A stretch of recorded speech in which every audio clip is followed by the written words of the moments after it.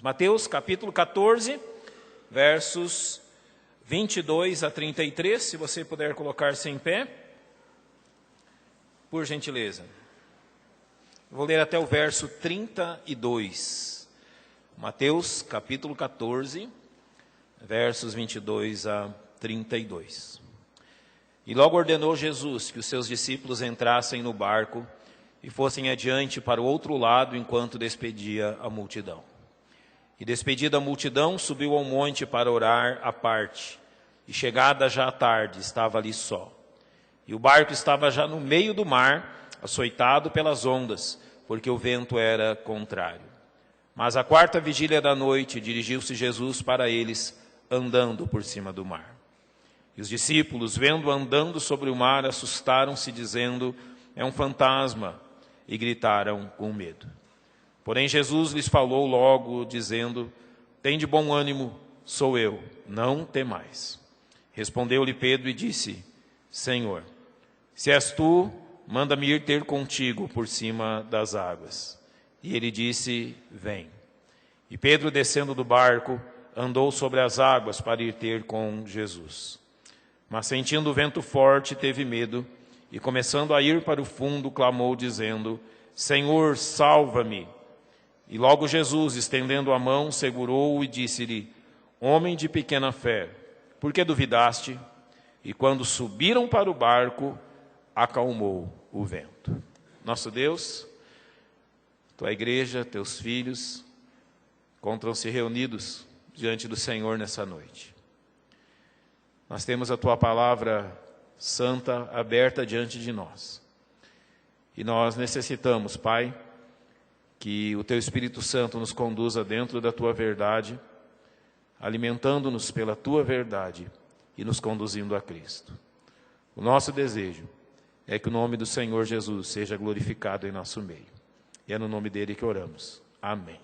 Podem se assentar. Notem a expressão que Jesus usa: homem de pequena fé, por que duvidaste? E o tema que eu quero seguir a respeito disso é a razão por que fracassamos. A razão por que afundamos na fé. Tem que ter uma razão. Tem que haver um motivo, porque por vezes a nossa fé não se manifesta da forma que o Senhor Jesus Cristo deseja que ela se manifeste. Tem que haver um motivo, porque diante das dificuldades nós podemos naufragar, afundar, como afundou o apóstolo Pedro. É interessante aqui que na narrativa do capítulo 8 acontece a mesma coisa. Há uma tempestade, eles estão no barco, mas Jesus está com eles no barco. Se você puder em casa ler o capítulo 8, você vai entender isso. Jesus está presente no barco, e no capítulo 8, Jesus está dormindo quando a tempestade se levanta, e eles clamam então: Senhor, não te importa que pereçamos? Mas aqui agora, neste capítulo 14, Jesus não está no barco, e a tempestade então está rugindo, quando Jesus repentinamente aparece em meio às ondas. Há diferença entre a narrativa, então, desses dois acontecimentos. Nesse acontecimento aqui, o personagem principal envolvido é o apóstolo Pedro. Então ele desce do barco e ele passa a andar sobre as águas em direção a Jesus, quando no momento então ele passa a afundar. Mesmo tendo uma boa iniciativa, Pedro não chega ao seu objetivo de ter com o Senhor. E essa é a razão, então, porque o Senhor diz a ele: homem de pequena fé. Então esse é o diagnóstico do Senhor, que Pedro ainda não tinha uma fé madura o suficiente para confiar no Mestre e para ir ter com ele. Então Jesus aqui, ele procura uma razão, porque Pedro havia aberto os seus olhos, a sua mente, o seu coração para as dúvidas. E essa é a razão, irmãos. Nós fracassamos, nós naufragamos quando nós abrimos as portas do nosso coração e da nossa mente para duvidar. A incredulidade é exatamente o contrário da fé. É quando nós estamos dispostos a duvidar que Deus é capaz de fazer o que Ele nos chama, que então nós fracassamos. Pedro aqui representa e nos representa andando em meio às nossas dificuldades, andando em meio às nossas lutas e procurando a razão por que então nós fracassamos. eu tenho uma proposição a lançar a você nessa noite através dessa mensagem. Pedro, antes daquele momento onde ele começa a afundar, Pedro, sim, foi o único homem que conhecemos a andar sobre as águas, além de Jesus. Pedro andou sobre as águas. Mas notem que Jesus disse a um homem que andou sobre as águas: homem de pequena fé, por que duvidaste? Notem que Jesus está dizendo para um homem que andou sobre as águas. Agora, se Jesus disse isso a um homem que por fé nele andou sobre as águas, o que o mestre diria a mim e a você? Se as palavras do Senhor a um homem que andou sobre as águas foi homem de pouca fé, homem que duvida, o que então ele diria ao ver a minha vida? O que o Senhor diria para mim, diante da fé que eu tenho exercido nele? O que o Senhor diria para você, diante da mesma questão? Se o Senhor falou isso a esse homem, eu não consigo imaginar o que ele diria a mim. Se o Senhor disse isso a um homem que andou sobre as águas, eu posso então pensar: mestre, diante das minhas fraquezas, das minhas falhas e dos meus fracassos, o que o Senhor diria então? E eu passo então a olhar para mim mesmo. Eu preciso, diante disso, dizer 3 coisas bem concisas aos irmãos. Eu preciso começar analisando a natureza da fé. Eu preciso continuar falando do que Deus quer na nossa fé. E terminar dizendo como não fracassarmos na nossa fé. Eu creio que isso está dentro desse texto que o Senhor nos apresenta. Eu quero começar falando da importância de entendermos a natureza da fé. Nós precisamos entender o que o Senhor chama de fé, homem de pouca fé, o que ele está dizendo afinal. Eu tenho que começar dizendo que, ao contrário do que muitos pensam, fé na realidade não tem tamanho. Quando ele diz homem de pouca fé, ou homem de pequena fé, em todas as vezes que o Senhor usa isso no livro de Mateus, ele está dizendo homem de pouca experiência e confiar em mim. É essa a expressão que Jesus está dizendo. Você é um homem que tem pouca experiência em andar confiando no seu Senhor. A fé em si não tem tamanho, e nós podemos concluir isso em Mateus 17:20, quando o Senhor diz: porque em verdade vos digo que se tiverdes fé como um grão de mostarda, direis a este monte: passa daqui para acolá, e há de passar. E notem como Jesus termina esse versículo: e nada vos será impossível. Então Jesus não está apontando para o tamanho da fé, Jesus está apontando para a presença da fé. Deus jamais nos questionou pelo tamanho da nossa fé, porque a fé não tem tamanho. O que vale no Evangelho é a presença da fé salvadora. É se você tem fé ou não. É isso que o Evangelho está te perguntando. Você confia em Cristo, sim ou não? Não há meio termo. É a presença da fé em seu coração aquilo que faz a diferença. Não estou perguntando se você tem uma grande fé, ou se você tem fracassado na sua fé. O que Jesus está perguntando é se nós realmente temos fé nele. Importa é a presença da fé em nosso coração. E por isso então nós temos que entender o que o Senhor deseja fazer com a nossa fé. Observe 1 Pedro capítulo 1, verso 7. Para que a prova da vossa fé, muito mais preciosa do que o ouro que perece e é provado pelo fogo, se acha em louvor e honra e glória na revelação de Jesus Cristo. Ele diz que a fé, ela é muito mais preciosa do que o ouro que é provado pelo fogo. A fé, ela não será aumentada em tamanho, mas a fé em nosso coração pode ser purificada. Esta é a questão que o Evangelho nos traz. Irmãos, infelizmente, nós temos a tendência de misturar a nossa fé em Cristo com a nossa confiança em nós mesmos. A Bíblia diz que maldito é o homem que confia no homem, e ele não está olhando para o homem que está ao lado de você, mas para você mesmo. Maldito o homem que confia no homem, que confia em si mesmo. E Deus precisa trabalhar na nossa vida para purificar a nossa fé, para que confiemos unicamente nele e não no nosso braço, não na nossa força, não na nossa capacidade. Então, o que Deus está fazendo? Deus está purificando a nossa fé, nos mostrando como nós somos fracos, mas como Ele é forte. Eu preciso também dizer que fé não é uma questão de emoções. Não. Emoções são variáveis. Emoções são mutáveis. Podemos num instante estarmos felizes, em outro instante tristes, podemos num instante estar num pico de euforia, de alegria, e no próximo instante estarmos num grande abismo de depressão. Tudo isso é muito variável, mas a fé ela não obedece a essa lei. Emoção e fé não são a mesma coisa. Preciso dizer também que fé não é algo mágico, que age automaticamente. A fé precisa ser exercida pelo Filho de Deus. Não é algo automático, algo que entra em ação quando você precisa. Ela precisa ser exercida pessoalmente. Fé é a resposta à verdade, porque a Bíblia diz: e como ouvirão se não há quem pregue? Como crerão daquele que não ouviram? Então a fé é uma resposta ao chamado de Deus no Evangelho, mas a fé acima de tudo é a confiança posta em ação. Então nós precisamos olhar para Pedro nesse momento. Fé é confiança posta em ação. Quando o Senhor questiona a fé de Pedro, o que o Senhor está questionando é tudo aquilo que havia acontecido antes. Observe que antes dessa narrativa, Pedro havia visto Jesus libertar um endemoniado em Cafarnaum. Ele contemplou o poder do Senhor Jesus ao libertar aquele homem.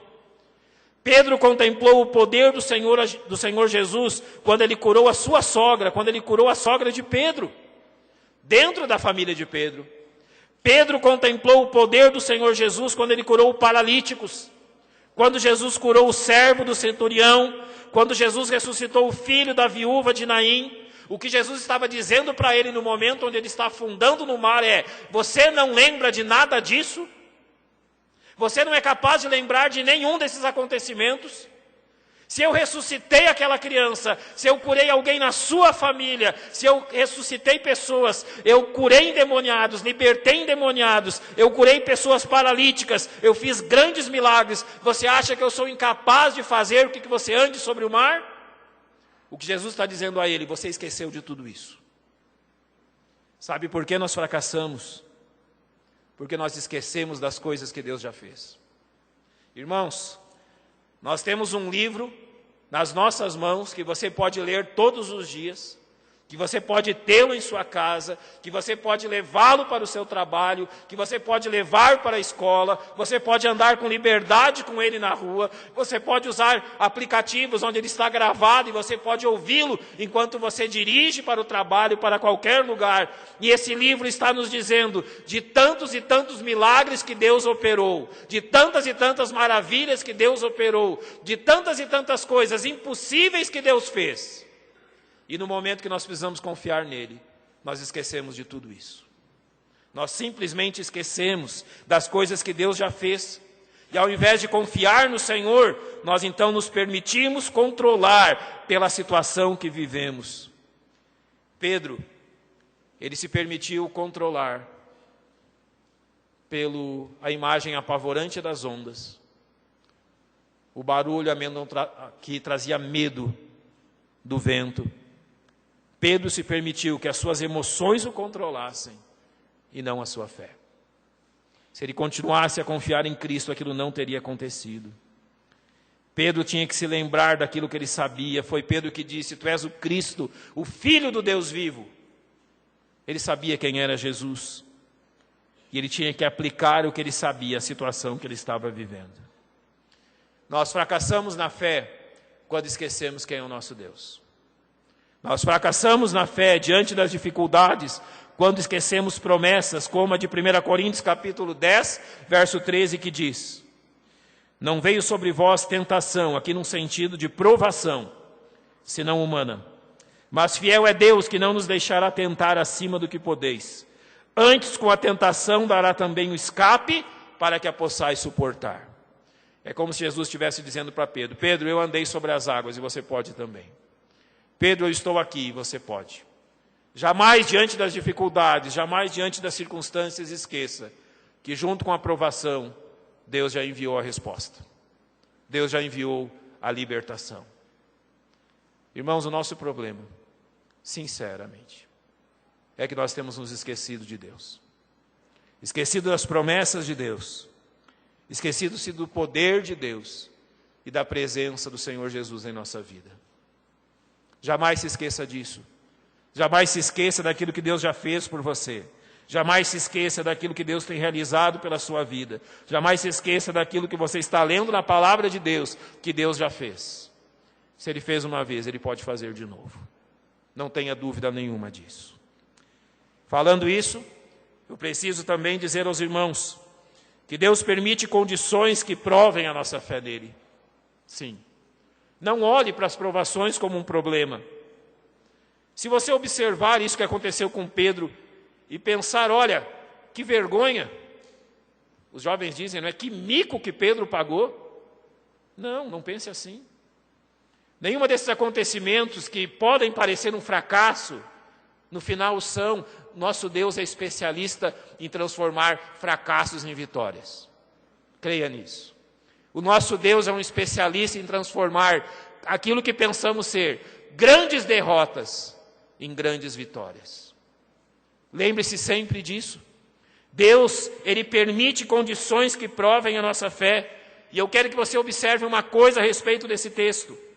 Pedro era um homem acostumado ao mar. Pedro não estava num ambiente desconhecido. Pedro era acostumado às ondas e ao vento. Nada daquilo era incomum na vida daquele experimentado pescador. Nada era incomum. Era o ambiente que Pedro estava acostumado. Jesus também conhecia muito bem a Pedro. Jesus sabia da sua fé, aquilo que Pedro seria capaz de suportar. Jesus jamais colocaria a vida de Pedro em risco. Nunca ele faria isto. Em nenhum momento a vida de Pedro correu risco. Em nenhum momento Pedro esteve diante de uma angústia que não pudesse ser libertado. Lembre-se de algo. Todas as vezes que Deus permite provações e problemas em sua vida, Deus tem o controle. Nada foge do controle de Deus. Você pode hoje estar passando por problemas.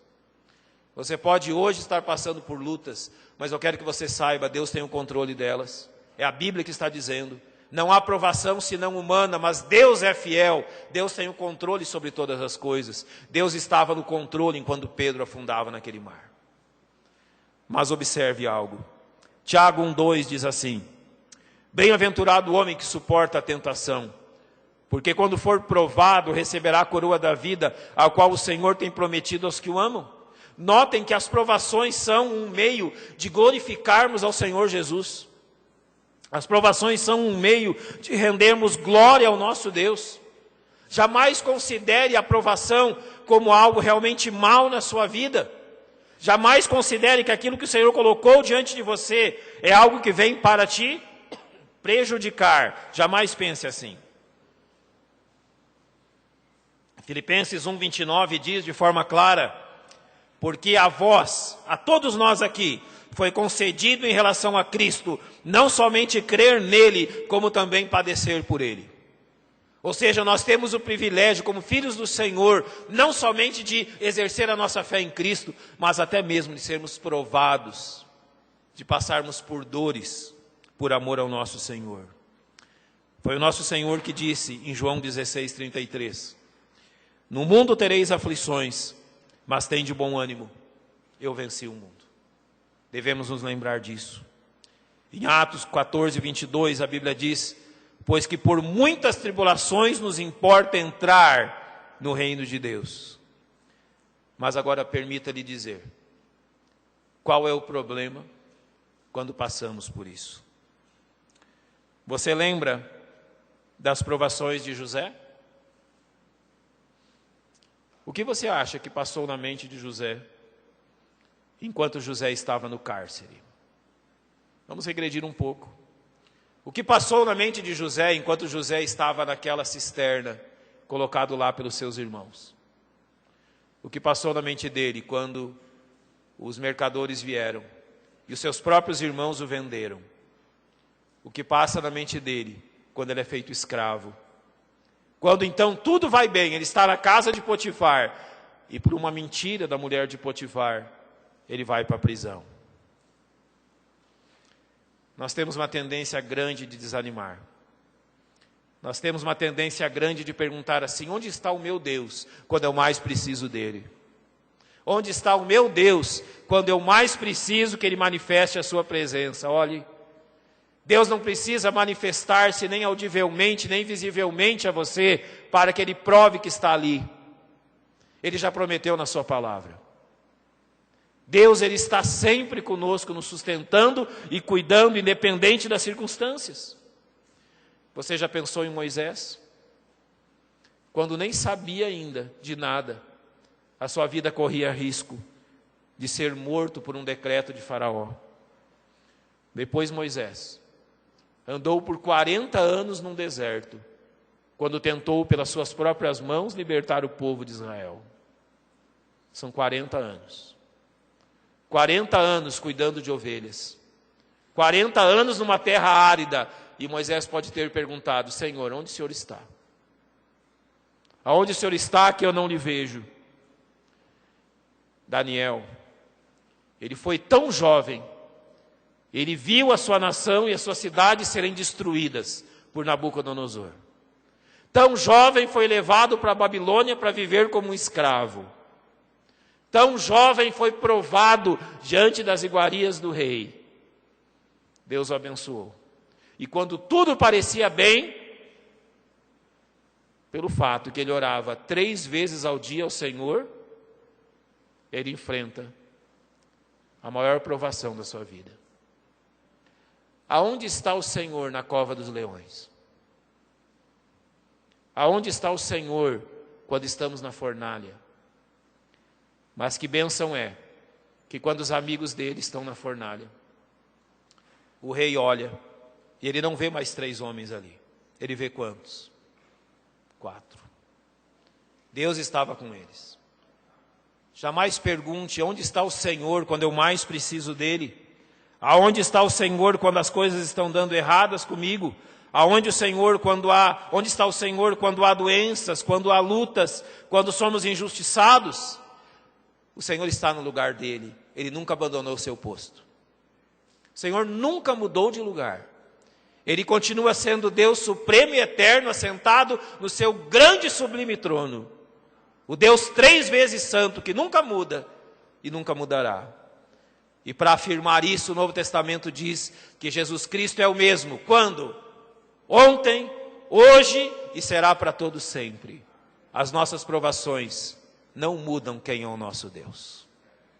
Tenha em seu coração isso. O nosso Deus não muda diante das nossas dificuldades.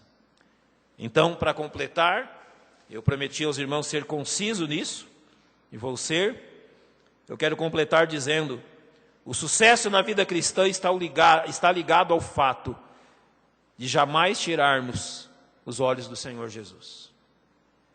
Sabe por que fracassamos? Sabe qual é a real razão por que nós fracassamos? É porque simplesmente nós tiramos os nossos olhos de Cristo e achamos que estamos tão seguros, somos tão bons, tão capazes, que podemos dizer o seguinte: Senhor, até aqui eu vim contigo, mas a partir daqui eu sou capaz de andar sozinho. É aí que mora o problema. Os nossos fracassos são exatamente nos momentos onde pensamos que somos fortes o suficientes para andarmos com os nossos próprios pés. São os momentos onde achamos que somos grandes o suficientes e não precisamos mais do nosso Deus. É então que fracassamos. Há 3 coisas, pelo menos, que eu preciso lhe dizer. A primeira delas é: foi Jesus que iniciou a obra em sua vida e é Jesus que a completará. Em todos os seus passos você andará com Jesus e em todos os momentos Ele estará com você.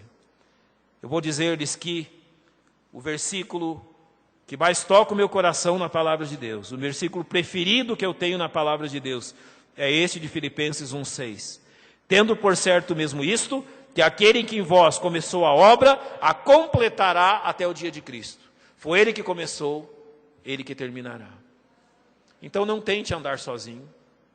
Isso não funciona. Você precisa andar com Cristo do primeiro ao último dia. Você precisa andar com Cristo todos os dias. Ele que começou isso e Ele que completará. Em segundo lugar, jamais devemos duvidar enquanto olharmos para Ele e formos iluminados pela sua luz. Jamais duvide enquanto seus olhos estiverem postos em Cristo. Não importa quanto tempo de conversão você tenha, você nunca deixará de andar e crescer na fé pessoal em Cristo. Não importa as circunstâncias que você viva, Jesus Cristo prometeu estar presente, Ele sempre estará. Você sabe o que é a paz que excede todo o entendimento? É aquela paz que mesmo que 1000 caiam à minha direita, que 10.000 caiam à minha esquerda. É a paz onde, mesmo que o mundo desmorone sobre os meus pés e não haja mais lugar neste mundo para colocá-los, o Senhor está comigo. A paz que excede todo entendimento, ela é alheia às circunstâncias externas da nossa vida. É a paz que vem do Senhor, enquanto temos os nossos olhos postos neles. Eu amo esses 2 versículos que eu vou ler agora em Hebreus 12, 1 e 2. Portanto, nós também, pois que estamos rodeados de uma tão grande nuvem de testemunhas, deixemos todo o embaraço e o pecado que tão de perto nos rodeia e corramos com paciência a carreira que nos está proposta, olhando para Jesus, autor e consumador da fé. Essa é a nossa tarefa. Olhar para Ele, jamais desviar o nosso olhar. Em terceiro lugar, tenha consciência da sua necessidade de crescimento espiritual. Sabe por que fracassamos? Porque paramos de crescer. Porque chegamos a um ponto aonde pensamos, olha, já está bom, já vim até aqui, nada mais é preciso. Eu já cheguei a este ponto, já me sacrifiquei o suficiente, agora eu vou aproveitar um pouco da minha vida e daquilo que eu aprendi, está suficiente aquilo que eu conheço sobre Jesus Cristo. Saiba que esse é o início do caos. O fracasso inicia aí, quando você para de crescer espiritualmente. 2 Pedro 3,18 diz, antes crescei na graça e conhecimento de nosso Senhor e Salvador, Jesus Cristo. Eu não sei quantos anos você tem que você conhece a Cristo. Mas se você tem alguns meses, algumas semanas, se você tem já 34 anos ou 50 anos, todos os dias você precisa crescer em Cristo. Jamais haverá um dia onde você possa dizer, eu não preciso mais crescer. Porque o nosso fracasso inicia quando entendemos que não há necessidade mais de crescer. Então isso me traz a 3 pensamentos para que completemos essa questão. Nos versos 30 e 31 está escrito assim, de Mateus 14. Mas sentindo o vento forte, teve medo, e começando a ir para o fundo, clamou, dizendo, Senhor, salva-me! E logo Jesus, estendendo a mão, segurou e disse-lhe, homem de pouca fé, por que duvidaste? A primeira questão aqui é que Jesus jamais vai permitir que você afunde. Se há um bom salva-vidas nesse mundo é Jesus Cristo. Jesus jamais vai permitir que você se perca. Não. Seu braço está estendido, a sua mão está aberta. Pedro clamou, Senhor, salva-me. E logo Jesus, estendendo a mão, segurou. Jesus está sempre pronto a estender a mão a mim e a você. Jesus está sempre pronto a estender a mão e diga, olha, segure na minha mão. Confie em mim, nós vamos andar juntos. Uma coisa que fica subentendida aqui, e em segundo lugar eu quero dizer isso para completarmos, é a forma que Pedro voltou para o barco. Pedro começa a afundar, Jesus lhe estende a mão, creio que Jesus o puxa então, e Pedro está firme sobre a água de novo. Ele havia dado alguns passos em direção a Jesus, ele se afastou do barco. Mas quando eles voltam para o barco, no verso 32, eles voltam juntos, caminhando sobre as águas. O Senhor não arrastou Pedro, o Senhor não o carregou, o Senhor não estava carregando um corpo morto, nem desmaiado. O Senhor estava dando a mão a Pedro, e Pedro andou firmemente sobre as águas, enquanto Jesus segurava a sua mão. O Senhor Jesus quer isso de todos nós. Ele quer crentes que andam de pé. Ele quer crentes que andam ao lado dele. Jesus não está aqui para arrastar ninguém, nem para carregar ninguém. Jesus quer crentes maduros, fortes, adultos o suficiente para andarem ao lado dele. É isso que ele deseja de você. O Senhor não está procurando infantis, crianças, não no sentido de idade, mas de imaturidade. O Senhor está procurando crentes que andem com ele ao lado dele. É isso que ele deseja de mim e de você. E para isso precisa maturidade. Ele não quer ninguém se arrastando nessa igreja. Ele não quer ninguém desmaiando para que ele venha então e tenha que carregar sobre os seus ombros. Eu acho muito bonito aquele poema que diz, não é que num determinado momento as marcas na areia se tornaram apenas 2 passos porque Jesus me carregava sobre ele. É muito bonito, mas a realidade diz que o que Jesus quer é eu andando ao lado dele, de forma madura e completa. Jesus quer crentes maduros nessa igreja. Crentes que o sirvam, que saibam quem ele é. O propósito do Senhor ao nos provar é nos fazer fortes. Jesus quer eu e você fortes nele. Mas para isso, foi preciso que Pedro clamasse e estendesse a mão. Sabe então, e nós concluímos com isto, uma grande dificuldade que nos leva a falhar, não é porque nós não temos um grande Senhor, mas é porque nós temos um orgulho grande demais. Pedro clamou, Pedro aceitou a mão estendida, ele foi humilde e reconheceu quem é o Mestre. Você precisa, para andar ao lado do Senhor, reconhecer quem Ele é. Você precisa reconhecer que Ele é tão grande, mas eu e você tão pequenos. A humildade é requisito para aqueles que andam ao lado do Senhor. E eu quero completar com essa questão. O que tem te impedido de andar ao lado do Mestre? Porque aquilo que tem te impedido é a razão do teu fracasso. O Senhor Jesus não quer isso. Ele quer crentes fortes, maduros, adultos, andando ao lado dele. Se formos humildes o suficiente, o Senhor há de fazer assim com cada um de nós. Ele conquistou a vitória em nosso lugar. Ele deu a sua vida por mim e por você, para que andemos firmes ao lado dele. Então cumpramos a nossa missão. Vamos fechar os nossos olhos, nós vamos orar.